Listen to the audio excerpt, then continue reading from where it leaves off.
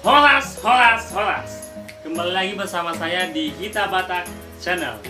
Nah, banyak orang yang mengatakan bahwa bahasa Batak Toba itu kasar, tidak sopan, dan yang menganggap itu adalah suku Batak Toba sendiri. Nah, kenapa demikian? Karena kita sering mengucapkan kata-kata itu tanpa melihat konteksnya. Misalnya di mana kita berbicara, kepada siapa kita berbicara.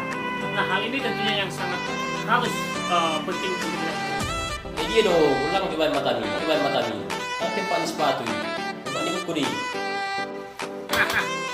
Berdasarkan hasil penelitian yang kami lakukan pada 20 April tahun 2018 di daerah Kabupaten Tabundara yang terdiri dari 5 kecamatan, Sukokolon, Talutung, Pahajai, Pahajuru, dan Setok Balita, bahwa ada tingkat bahasa yang kita dapatkan dari tuturan masyarakat. Nah, kemudian tuturan atau leksikon ini kita tabulasi ke dalam 3 tingkatan. Yang pertama, bahasa Batak Toba kasar, sedang, dan halus. Kemudian ini sudah kita validasi kepada penatua adat dan berikut penjelasannya. Bahasa halusnya bereng, sedang, ida, dan kasar kolang. Mate kasar, halus matujungolu, sedang moding.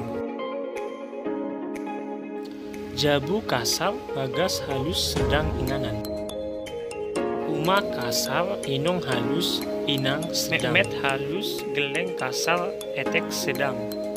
Mangarato kasar, mahutasada halus, merjalang sedang. Ngingi kasar, ipon halus, sedang tidak ada. Baba kasar, pamangan halus, sedang tidak ada. Pinggol kasar, sparion halus, sedang tidak ada.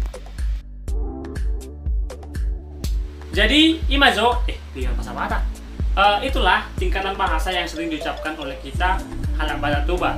Maka di lain kesempatan tetap kita perhatikan, mari kita gunakan kata-kata yang halus sehingga kesopanan itu tetap tercerminkan melalui bahasa kita, bahasa Batak Toba.